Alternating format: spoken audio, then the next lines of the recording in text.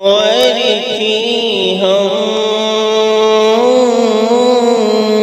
دو سنا میں نختر جانا کنی۔ اشتیاق بھائی ہیں، ان کا سوال یہ ہے کہ ان کے مسجد کے امام صاحب نے یہ بولا کہ جب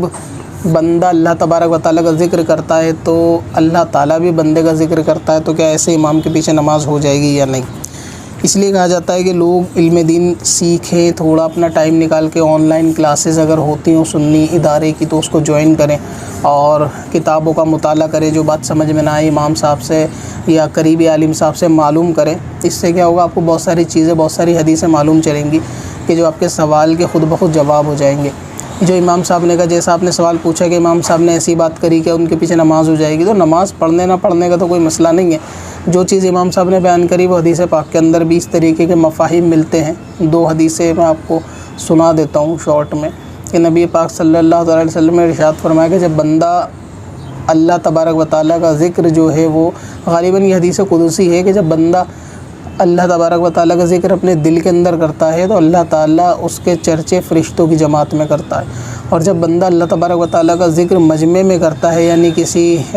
زیادہ لوگوں کے اندر کرتا ہے، تب اللہ تبارک و تعالیٰ اس کا ذکر جو ہے وہ رفیع اعلیٰ پہ کرتا ہے۔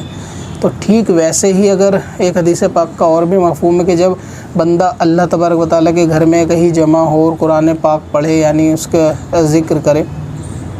تو پھر اللہ تبارک و تعالیٰ بھی اس کا چرچہ جو ہے نا فرشتوں کی جماعت کے اندر کرتا ہے۔ تو یہ حدیث پاک جو انہوں نے امام صاحب نے بیان فرمائی ٹھیک ہے کہ جو بندہ اللہ کا ذکر کرتا ہے تو اللہ تبارک و تعالیٰ بھی فرشتوں میں اس کا چرچہ کرتا ہے، اس کا ذکر کرتا ہے، تو اس کے اندر کوئی حرج نہیں ہے، نماز پڑھنے کی بھی کوئی پریشانی نہیں۔ جان سید